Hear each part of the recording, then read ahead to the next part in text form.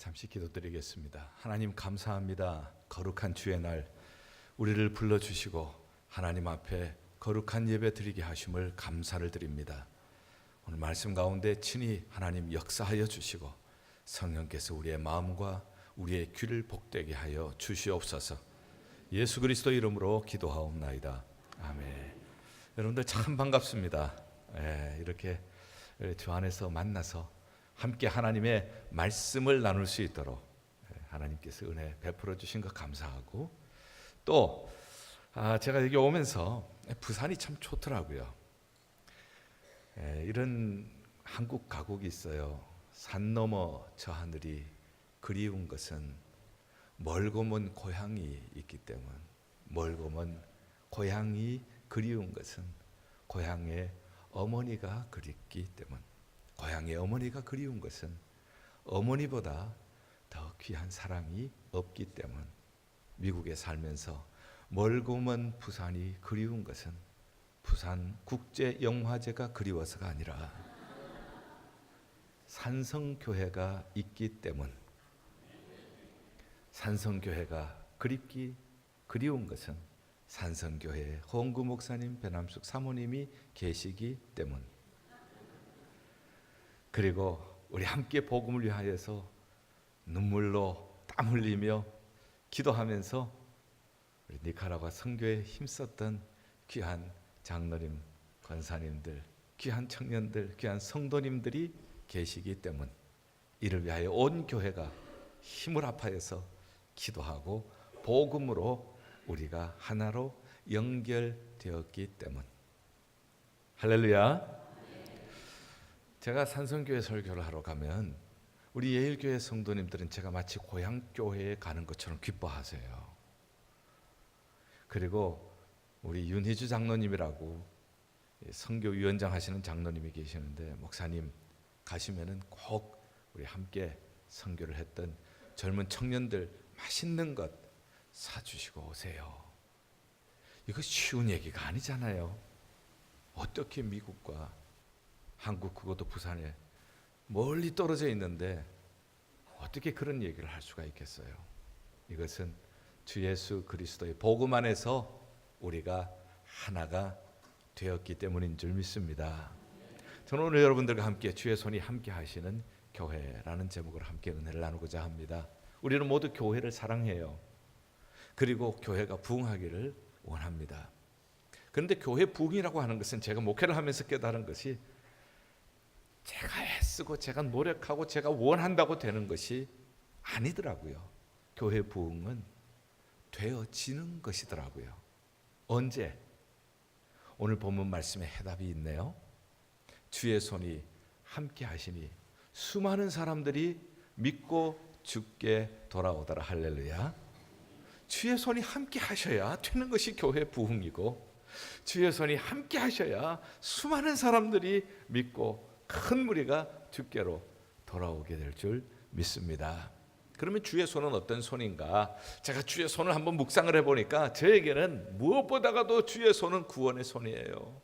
나 같은 죄인, 죄악 가운데서, 멸망 가운데서 건져주신 그 손, 건져주실 뿐만 아니라 제가 바른 길 갈 수 있도록 인도해 주시고, 제가 위태함 일을 당할 때 보호해 주시고, 제가 연약할 때는 능력 주시고, 나를 축복해 주시고, 내가 아플 때는 치료해 주시고, 주의 손을 묵상하면 절로 신이 나고 절로 힘이 솟아요. 주의 손, 오늘 말씀을 듣는 여러분들에게 주의 손, 구원의 손, 능력의 손, 치유의 손, 회복의 손, 인도의 손, 보호의 손, 축복의 손이 함께 하시기를 주의 이름으로 축원합니다. 어떤 교회에, 어떤 성도들에게 주의 손이 함께 하시느냐? 이 주의 손만 함께 하시면 되거든요. 우리 마음속에 든든한 반석이 세워지는 것 아니겠어요? 자, 어떤 사람에게, 오늘 본문 20절에 보면 주 예수를 전파하니 21절에 주의 손이 그들과 함께 하심에, 너무나도 놀라운 말씀입니다.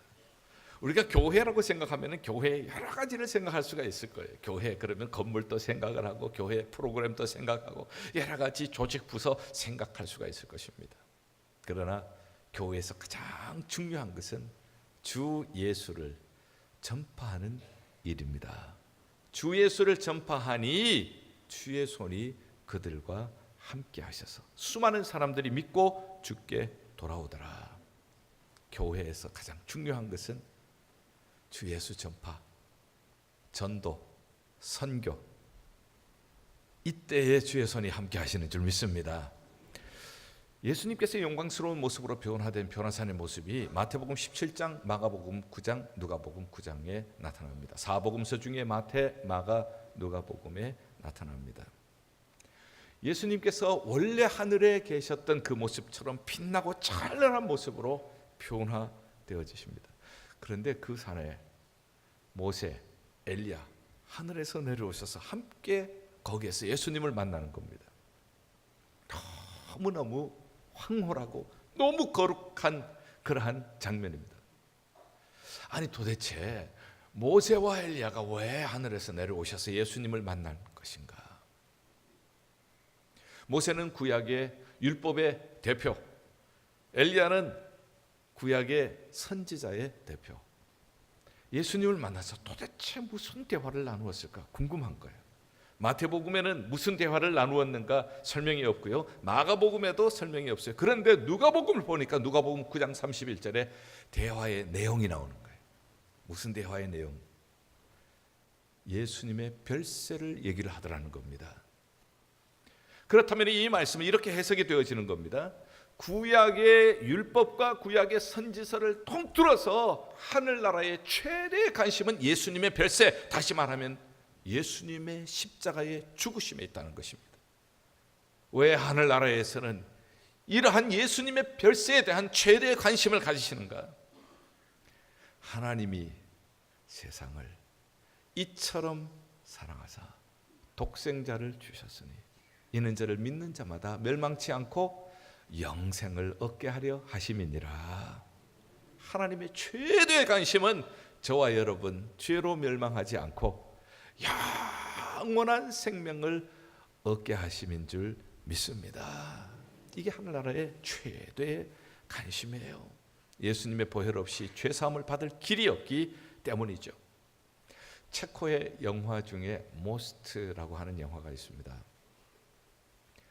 2004년에 아카데미 영화제에 단편 영화 부분 후보자까지 올랐죠. 체코말로 모스트는 한국말로 다리, 브릿지라고 하는 뜻입니다. 실제 있었던 이야기를 영화했습니다.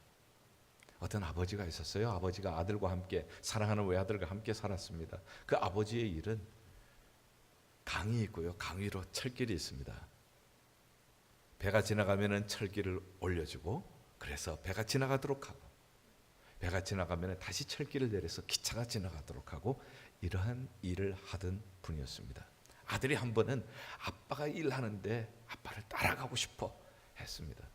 아빠랑 같이 왔습니다. 그 강 밑에서 아들은 낚시를 하고 있었고요.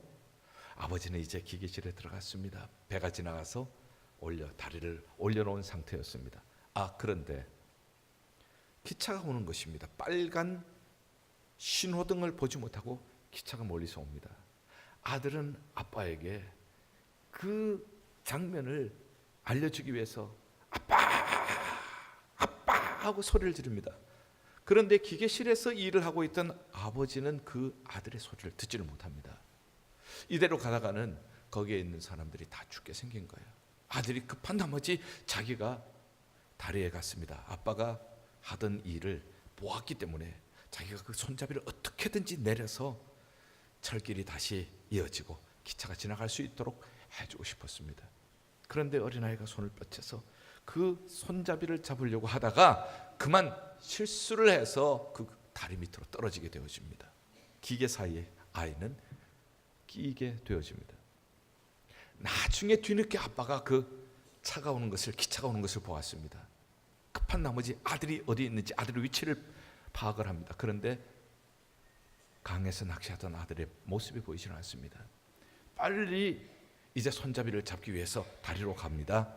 그런데 이게 웬일입니까? 아들이 그 다리 사이에 끼어 있는 거예요. 지금 이것을 내리지 않으면은 열차에 타고 있는 수많은 사람들이 강물에 빠져 죽게 되어지는 것입니다. 그런데 이 손잡이를 내리면 아들이 그 기계에 눌려서 죽게 되어지는 거예요. 고민을 합니다. 어떤 것을 선택해야 할 것인가? 그러나 아버지는 이렇게 결정을 내리고 맙니다. 손잡이를 내리겠다고. 그 손잡이를 내릴 때에 그 기계 사이에서 아들이 죽는 것을 생각을 해보십시오. 아버지의 마음이 얼마나 찢어지게 아프겠어요. 얼마나 고통스럽겠어요. 그 손잡이를 잡을 때 아빠의 손은 얼마나 떨렸겠습니까? 눈물을 흘리면서 그 손잡이를 내립니다. 아들의 몸은 찢어집니다. 다리는 서서히 이어집니다. 그리고 기차는 강물에 빠지지 않고 그 철길 위를 지나갑니다. 그런데 그 영화의 뒷부분을 보면은 그 열차 안에 타고 있었던 사람들은 밖에서 지금 무슨 일이 일어나는지 알지도 못한 채 웃으면서 이야기하면서 지나가고 있습니다. 이 영화를 보면서 마음속에 찡한 감동을 얻게 되었습니다. 실질적으로 있었던 이야기지만은 이 영화가 너무너무 아들을 희생시켜서 우리를 구원하신 하나님의 사랑을 잘 표현하고 있기 때문에 하나님께서는 아들을 희생시키셔서 죄악 많은 이 세상과 하늘나라를 연결시켜 주셨어요. 우리를 사망에서 생명으로 옮겨지는 생명의 다리가 되도록 독생자 예수 그리스도를 십자가에서 희생시키셨던 것입니다. 예수님이 십자가에서 엘리 엘리 라마 사박다니 My God, my God, why have you forsaken me? 나의 하나님, 나의 하나님, 어찌하여 나를 버리십니까? 하늘을 향하여서 호소를 하십니다. 하나님은 침묵하십니다. 왜 사랑하는 아들 독생자 예수 그리스도의 그 호소에 침묵하셔야만 했습니까? 로마서 5장 8절에 이렇게 얘기합니다. 우리가 아직 죄인 되었을 때 그리스도께서 우리를 위하여 죽으심으로 하나님께서 우리에 대한 자기의 사랑을 확증하셨느니라.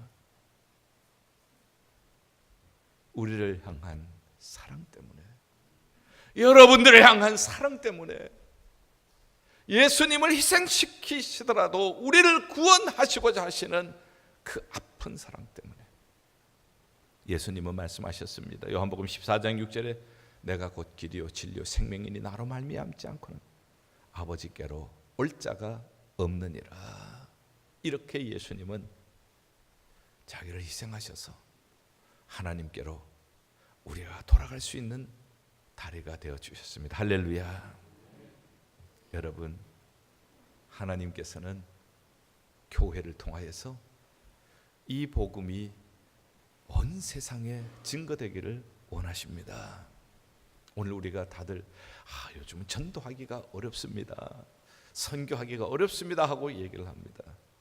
그러나 여러분, 이 세상에 살 때 쉽다고 다 하는 것 아니에요. 어려워도 해야 되는 일들이 있다고요. 여러분들 공부가 어렵다고 안 하나요? 어려워도 해야 하는 것이 있잖아요. 우리가 사업이 어렵다고 안 하나요? 어려워도 해야 하는 것이 있잖아요. 우리가 믿음 생활하면서 꼭 해야 할 일들이 있습니다. 전도입니다. 선교입니다. 주 예수를 전파하는 일입니다. 그때 주의 손이 함께 하시는 교회가 될 줄 믿습니다. 교회 다른 것 없어요. 교회는 이거 빠지면 교회는 생명을 잃어버려요. 어떠한 어려운 상황이 있더라도 전도하는 교회, 선교하는 교회, 주의 손이 함께 하실 줄 믿습니다. 그 다음에 24절 보니까 바나바에 대한 얘기가 나옵니다. 안디옥 교회를 섬긴 영적인 지도자입니다. 착한 사람이라고 했습니다. 그리고 그로 말미암아 큰 무리가 죽게 더하여졌다 말씀을 하십니다. 자, 우리가 복음을 이제는 이해를 했습니다. 주 예수를 전파해야 하는 것이 우리의 가장 본질적인 사명이라는 것을 말씀을 나누었습니다. 그런데 이 복음을 나누는 사람, 이 복음의 증인은 어떤 사람이 되어야 할 것인가? 착한 사람이 한다는 것입니다. 여러분들, 교회는 사람이 참 중요합니다. 왜냐하면은 하나님께서 복음을 증거하시는데 이 세상에 수많은 죄인들, 수많은 불신자들 하나님이 혼자 하시면은 우리가 눈 깜빡할 사이에 하나님은 전부 구원시킬 수가 있습니다. 왜? 하나님은 전능하시기 때문에. 그러나 여러분들 놀라지 마십시오. 하나님은 직접 하지 않으십니다. 하나님은요, 비록 부족해도, 비록 늦어도 하나님은 저와 여러분들을 사용하셔서 이 복음이 증거되시기를 원하십니다. 그래서 교회가 소중한 겁니다. 우리는 부족해도, 우리는 연약해도 하나님께서 이 교회를 소중하게 보시는 것은 이 교회에 맡겨주신 복음의 사명이 있기 때문에 그렇습니다. 이 복음을 증거하는 복음의 통로인 우리는 착한 사람이 되어야 한다는 것입니다. 착한 사람. 착한 사람은 말 잘 듣는 사람. 그러나 여러분들 한번 생각을 해보십시오. 하나님께서 이 아들을 희생시키시면서까지 우리를 구원하신 이 복음을 그냥 말 잘 듣는 사람을 통하여서 이 일을 하시겠어요? 착한 사람, 어떤 사람인가? 그래서 저는 고민을 하게 되었습니다. 이 착한 사람은 어떤 사람인가? 성경을 읽다가 보니까 디모데후서 2장 20절 21절에 이런 말씀이 나옵니다. 큰 집에는 그릇이 많은데 금그릇도 있고 은그릇도 있고 나무그릇도 있고 질그릇도 있고. 이것은 교회를 말씀을 하고 있습니다. 교회에 금그릇과 같은 사람, 은그릇과 같은 사람, 나무그릇, 질그릇과 같은 사람, 교회들 중에도 금그릇과 같은 교회, 은그릇과 같은 교회, 나무그릇, 질그릇과 같은 교회 있어요. 그러나 하나님께서 사용하시는 그릇은 어떤 그릇이라고 했습니까? 깨끗한 그릇입니다. 금그릇이라고 사용하시고 은그릇이라고 사용하시고 나무그릇, 질그릇이라고 사용하지 않는 것이 아니라 하나님은 깨끗한 그릇을 사용하십니다. 그 다음에 제가 시편 24편을 읽으면서 또 한 번 마음에 이 말씀에 대한 깨달음이 왔습니다. 시편 24편 3절과 4절, 여호와의 산에 오를 자가 누구냐? 그 거룩한 곳에 설 자가 누구냐? 이는 첫째 손이 깨끗하고, 두 번째 마음이 청결하고, 세 번째 입술로 거짓 증거하지 않는 사람인데, 하나님께서는 이런 사람에게 복을 주시고 이런 사람에게 하나님께 의를 얻게 해주신다 말씀하고 있습니다. 정리가 되더라고요. 하나님께서는 사람을 소중하게 보시는구나. 사람을 통하여서, 하나님이 직접 하시지 않고 사람을 통하여서 복음을 증거하게 하시고, 사람을 구원받은 사람이 모인 교회를 통하여서 이 귀한 주 예수를 전파하도록 하시는구나를 알았습니다. 그러나 아무나가 아닌 것을 알았습니다. 깨끗한 그릇, 그리고 손이 깨끗하고 마음이 청결하고 입술로 거짓 증거하지 않는 사람. 그런데 오늘 바나바가 그런 사람이라고 했으니까 또 성경을 뒤지기 시작했습니다. 성경을 뒤지면서 그러면은 바나바가 이런 사람인 것을 증거해야 하지 않습니까?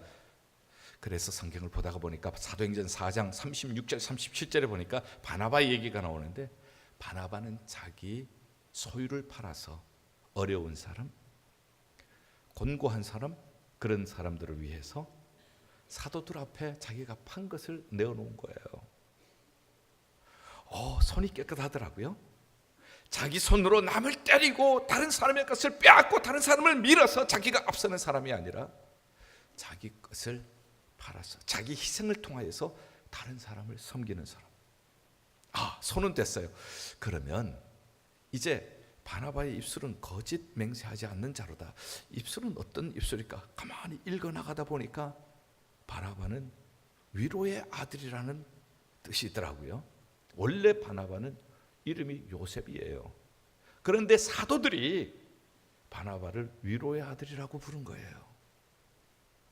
그 사람의 말하는 것을 보니까 슬픈 사람 위로해주고, 아픈 사람 격려해주고, 낙심한 사람 소망을 주고, 그의 입술을 보니까 위로하는 사람, 입술에 거짓 증거하지 아니하고 위로하는 사람 됐더라고요. 자, 이제 마음이 깨끗한 사람, 청결한 사람이라고 했는데 바나바는 과연 그런 사람인가? 또 계속 성경을 읽어가다 보니까 사도행전 9장 26절에서 28절 말씀에 거기에 사울이, 핍박자 사울이 다메섹 도상에서 예수님을 만나서 회심하게 되는 장면이 나옵니다. 그러나 전에 워낙 심하게 핍박하던 사람이니까 그것을 잘 믿으려고 하지 않았어요. 예루살렘에 있는 제자들도 꺼려했습니다. 혹시 거짓말로 회심한 척해서 우리를 모두 체포해 나가면 어떨까? 두려움이 있었던 것입니다. 그런데 그 사이에서 사도들이 있고 사울이 있습니다. 만날 수가 없는 사람, 의심이 있고 두려움이 있고 그 사이에서 바나바가 다리를 놔줍니다. 어떻게 예수님을 만나게 되었고 어떻게 이 사람이 변화되었는지 평화를 만드는 사람이 되었습니다. 다리를 이어주는 사람이 되었습니다. 우리의 마음은 남을 향한 시기, 질투, 미움, 적대감 이런 것으로 서로를 점점 멀어지게 만드는 그런 마음이 있을 수도 있습니다. 그러나 예수님께서 중간에 막힌 담을 허셨던 것처럼 하나님과 우리 사이에 높이 쌓아져 있는 담을 다 허물어 버리시고 그리고 하나님과 우리가 하나가 되도록 하셨던 것처럼 바나바는 그런 일을 한 사람이었습니다. 그의 마음이 청결한 사람, 평화를 만드는 사람, 해답이 나온 거예요. 그래서 하나님께서는 바나바를 통하여 큰 무리가 더하게 해 주셨구나 하는 것을 깨닫게 되었습니다. 사랑하는 여러분, 착한 사람, 복음을 증거하는 사람, 복음의 통로가 되는 사람, 복음의 통로가 되는 교회는 착한 사람들이어야 한다는 것이에요. 그러나 그 착한 사람은 그냥 성격 좋은 사람, 말 잘 듣는 사람이 아니라 예수 그리스도의 십자가의 은혜를 깨닫고 그 십자가의 은혜, 그 십자가의 사랑이 내 인격 속에 흘러들어오고 내 삶 속에 흘러들어오고 내 손에, 내 가슴 속에, 내 입술에 그 십자가의 은혜가 흘러들어와서 빼앗던 손, 움켜잡던 손이 섬기는 손, 베푸는 손, 욕을 하고 미워하고 시기질투하던 입술이 위로의 입술, 거짓 증거하지 않는 입술, 내 가슴은 좁아서 나만 알던 그러한 마음이 중간에 막힌 담을 허신 예수 그리스도처럼 벌어져 있던 사람, 서로 연결시켜주고 화목하게 해주고 복음의 삶을 사는 사람, 하나님께서는 이런 사람을 통하여서 복음이 전달되게 하시고 복음의 통로가 되게 하시고 복음의 편지 되게 하시고 복음의 향기 되게 하시는 줄 믿습니다. 하나님께서 산성교회 이렇게 귀하게 사용하시는 착한 사람들의 교회가 되시기를 주의 이름으로 축원합니다. 자, 이제 마지막으로 바나바는 착한 사람이요 성령과 믿음이 충만하더라. 자, 우리가 전해야 될 메시지는 주 예수를 전파하는 것, 그리고 복음을 증거하는 사람, 주 예수를 전파하는 사람은 착한 사람이어야 하고, 그런데 우리가 어떻게, 어떤 방법으로 복음을 증거하고 복음의 삶을 살 것인가? 메소드, 방법. 그 방법은 성령과 믿음의 충만. 성령이라는 것이 무엇입니까? 성령 충만은 또한 무엇입니까? 우리가 성령 충만을 위하여서 기도하고 밤새워 처려하고 눈물로 우리가 부르짖을 때도 얼마나 많았어요. 여러분들, 성령 충만 한마디로 짧게 정리를 한다면 성령님께 지배받는 것입니다. Controlled by the Spirit. 성령에 의해서 컨트롤되는 거예요. 그게 성령 충만입니다. 그러면 성령님은 어떤 역할을 하십니까? 여러 가지로 설명을 할 수가 있지만 첫째, 성령님은 우리로 하여금 예수 믿게 만들어 주십니다. 고린도전서 12장 3절, 성령으로 말미암지 않고는 예수를 주라고 시인할 자가 없느니라. 내가 예수 그리스도를 믿습니다, 예수님은 나의 구세주가 되십니다 하고 고백할 수 있다면 그러면은 내 안에 성령님께서 나를 도와주시기 때문인 줄 믿습니다. 여러분들에게 질문을 하겠습니다. 여러분들은 예수님을 믿습니까? 여러분들은 예수 믿고 천국 갈 확신이 있습니까? 예수님이 여러분들의 구원자 되신 것을 믿습니까? 여러분, 이렇게 아멘 하시는 거 쉬운 일이 아닙니다. 너무너무 귀한 일입니다. 우리가 함께 모여서 예배를 드립니다마는 당장 이 예배당 밖에 지나가는 사람 붙잡아 놓고 당신은 예수님을 믿습니까? 당신은 예수님이 당신의 구원자 되심을 믿습니까? 하면은 여러분들처럼 아멘 할 사람이 얼마나 있느냐는 거예요.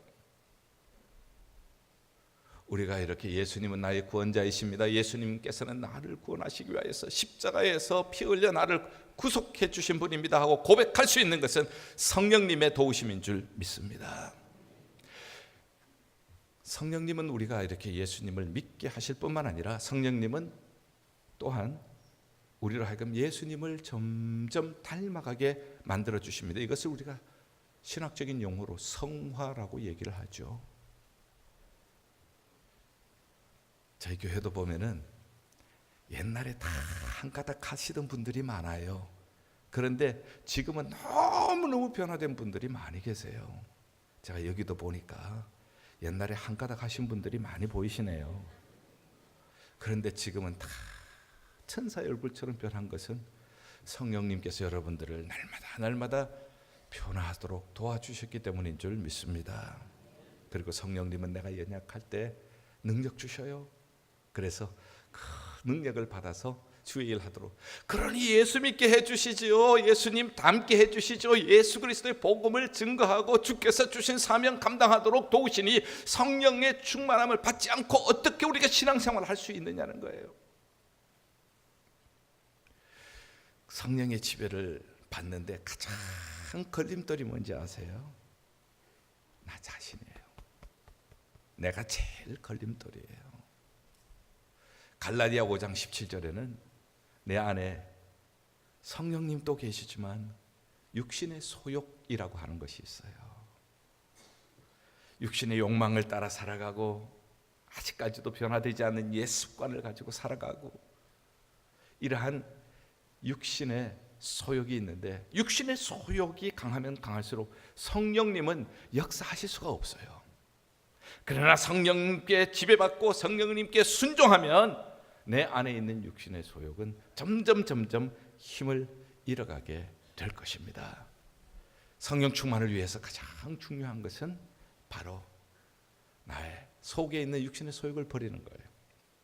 한 번은 저희 교회의 홈페이지에 이런 글이 떠올랐습니다. 아주 흥미있게 읽었습니다. 아마 여러분들도 알고 계시는 분들도 계실 거예요. 4.5와 5에 대한 얘기입니다.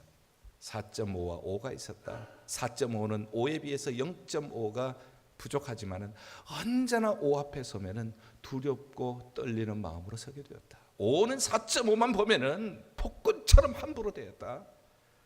그날도 5는 4.5를 향하여서 야, 가서 커피 타와.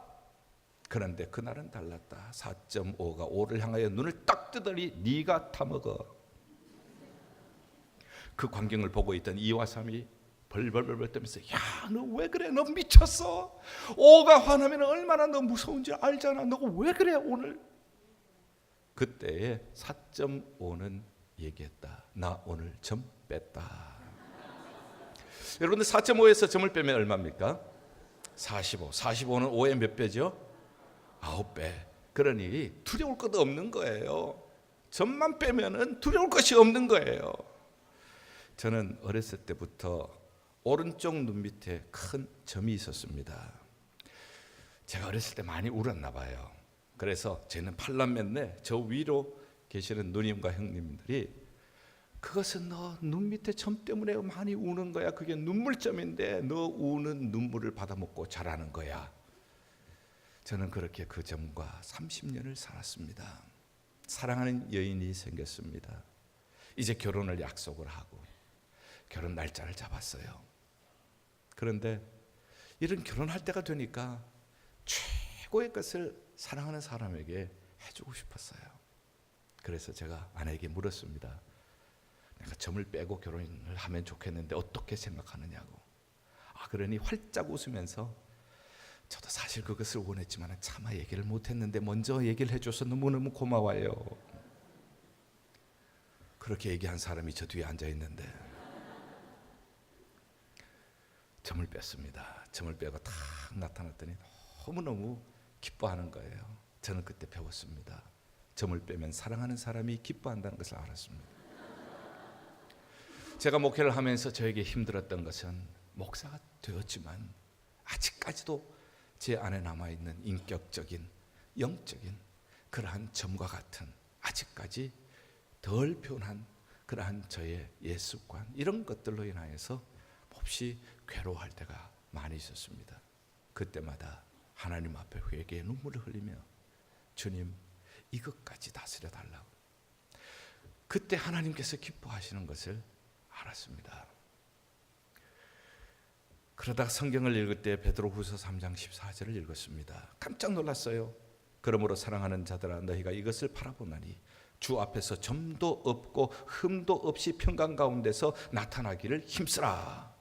아니, 예수님이 재림하실 때에 점도 없이 흠도 없이 평강 가운데 나타나기를 힘쓰라. 왜 하필 거기 또 점이 나와요?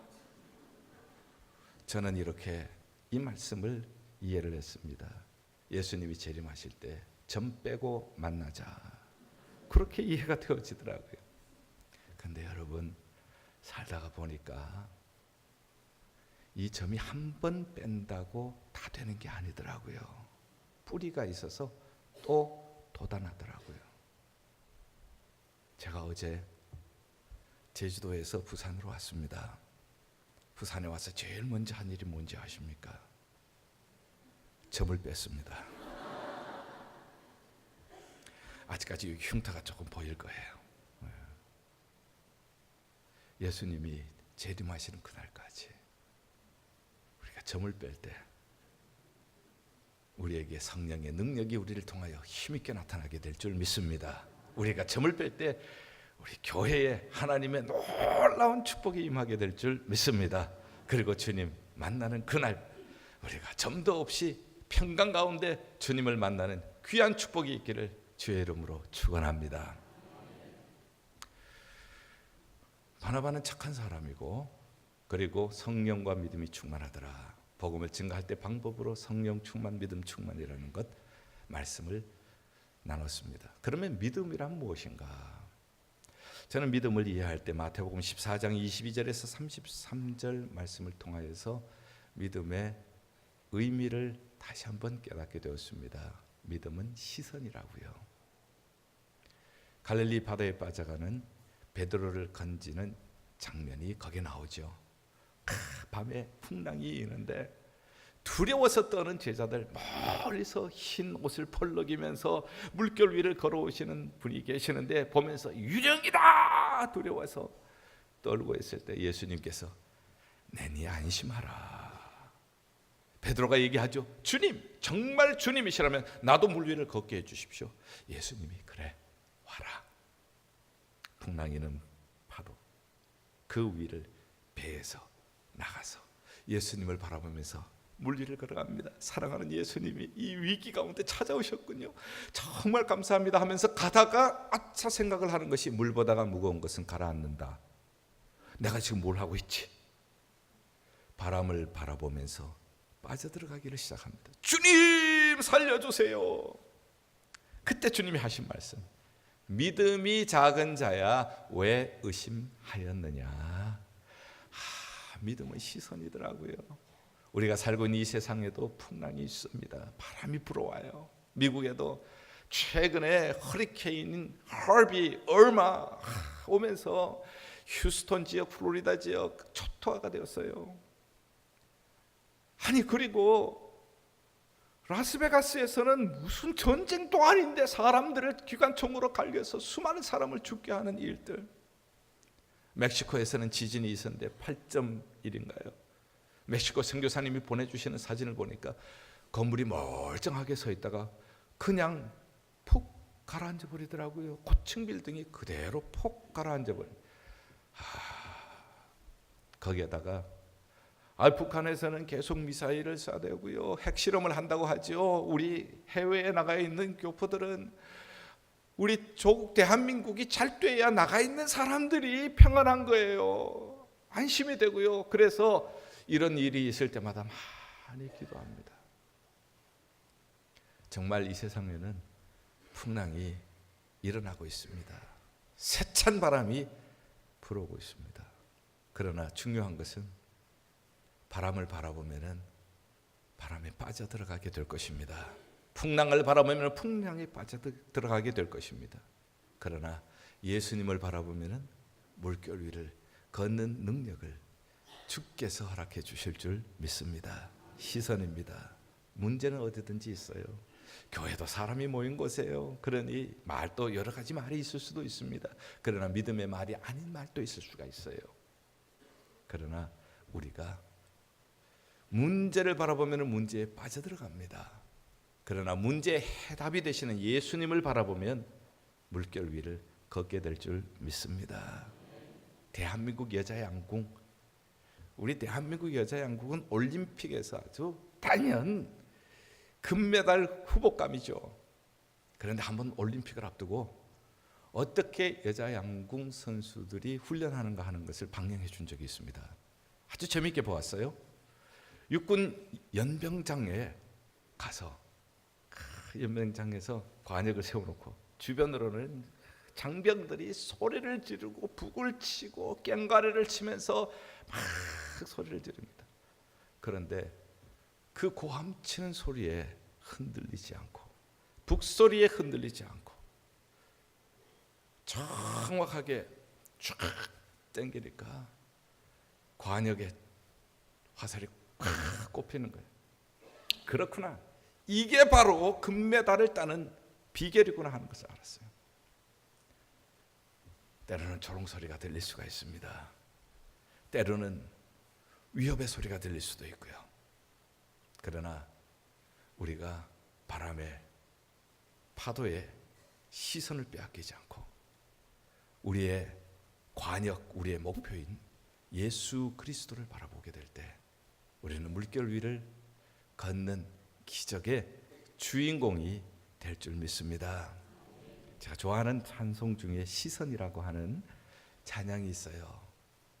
모든 시선을 주님께 돌리고 살아계신 하나님을 느낄 때 내 삶은 주의 역사가 되고 하나님이 일하기 시작하네. 할렐루야.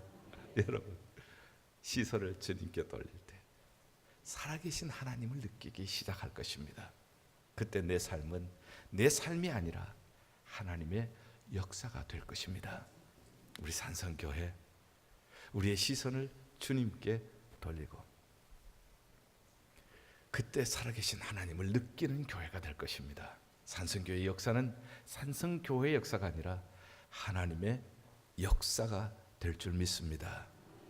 사람이 일하는 교회가 아니라 하나님이 일하시는 교회가 될 것입니다. 주의 손이 함께 하시는 교회가 될 것입니다. 말씀을 마치겠습니다. 주의 손이 함께 하는 교회, 주의 손, 구원의 손, 치유의 손, 회복의 손, 보호의 손, 인도의 손, 축복의 손, 우리에게는 꼭 필요한 손이에요. 우리 자녀 손들에게 꼭 필요한 손이에요. 우리 가정에 꼭 필요한 손이에요. 우리 교회에 꼭 필요한 손이에요. 우리 나라와 민족에게 꼭 필요한 손이에요. 누구에게? 주 예수를 전파하니 메시지가 중요해요. 다른 것 없어요. 예수님을 전파하는 전도, 예수님을 전파하는 선교, 주 예수를 전파하는 일에 우리가 최선을 다해서 나아가게 될 때 주의 손이 함께 하실 줄 믿습니다. 그리고 이것을 증거하는 사람은 착한 사람, 십자가의 은혜로 구원받을 뿐만 아니라 그 십자가의 은혜가 내 심령과 내 인격과 내 신앙에 흘러들어와서 내가 변화된 예수님의 사람, 예수님을 닮아가는 사람, 그를 통하여서 복음이 증거되게 하시고, 그리고 복음을 증거할 때나 주의 교회를 섬길 때 방법, 그것은 성령과 믿음 충만. 저는 한국에서 미국에 간 지가 금년에 35년이 되었습니다. 제가 미국으로 떠나기 전에 한국에서는 영어 교사를 1년간 하고 미국으로 떠났습니다. 교육이라고 하는 것은 결국은 반복이 아니겠어요? 오늘 들은 말씀 우리 한번 반복하면서 우리 마음속에 새기며 말씀을 마쳤으면 좋겠어요. 자, 우리가 증거해야 할 메시지, 우리가 전파할 것은 주 예수 그리스도를 전파하는 일, 그때 주의 손이 함께 하실 것입니다. 그래서 메시지는 주 예수 전파. 제가 메시지는요 하면 여러분 주 예수를 전파, 이렇게 한번 주고받고 대화를 나눠보도록 하겠습니다. 자, 우리가 전해야 할 메시지는요, 너무 좋아요. 이렇게 마음이 다 연결되니 너무 감사해요. 주 예수를 전파. 그런데 이 메시지를 전파하는 메시지를 전파하는 사람을 메신저라고 합니다. 이 메신저는 어떤 사람이 되어야 한다고요? 착한 사람, 그죠? 다시 한번, 이 메시지를 증거하는 메신저는 어떤 사람이어야 된다고요? 착한 사람. 그리고 이 메시지를 증거할 때 우리는 어떤 방법, 어떤 방법으로 우리가 이 메시지를 증거하고 주의 교회를 섬겨야 한다고요? 성령과 믿음 충만. 자, 한번 따라 하시죠. 성령과 믿음 충만. 되셨죠? 그러면은 이게 뚜리 M이에요. 제가 여러분들 잘 기억하시도록 정리를 해서 M 세 가지로 여러분들에게 정리를 해드린 것입니다. 잘 기억하시도록, 마음에 잘 새겨지도록. 그래서 첫 번째 M은 메시지는 무엇이죠? 하면 여러분들이 주 예수를 전파 딱 말씀하시고, 두 번째 메시지를 증거하는 메신저, 메시지를 증거하는 사람은 여러분들이 착한 사람 이렇게 말씀하시고요. 세 번째, 우리가 주 예수를 전파하고 주를 섬기는 방법은요, 메소드 하면은 여러분들은 성령과 믿음 충만, 이렇게 대답하시면은 아주 좋겠어요. 준비되셨죠? 유치원에 가면은요, 준비됐나요? 이렇게 물어요. 여러분들 준비되셨죠? 자, 그러면은 제가 묻겠습니다. 우리가 전해야 할 메시지는요, 아주 좋습니다. 주 예수를 전파. 그리고 메시지를 증거하는 메시지를 증거하는 사람은요, 착한 사람 맞습니다. 그리고 이제 우리가 메시지를 증거하고 주를 섬기는 메소드, 방법은요, 할렐루야, 100점입니다. 저는 여러분들이 이렇게 주 예수를 전파하고 착한 사람이 되시고, 그리고 성령과 믿음 충만으로 주신 사명 감당하여서 오늘 여기 있는 말씀 그대로 주의 손이 함께 하시고, 수많은 사람들이 믿고 주께로 돌아오는 역사의 현장, 복음의 역사의 현장이 되기를 주님의 이름으로 축원합니다. 기도하겠습니다.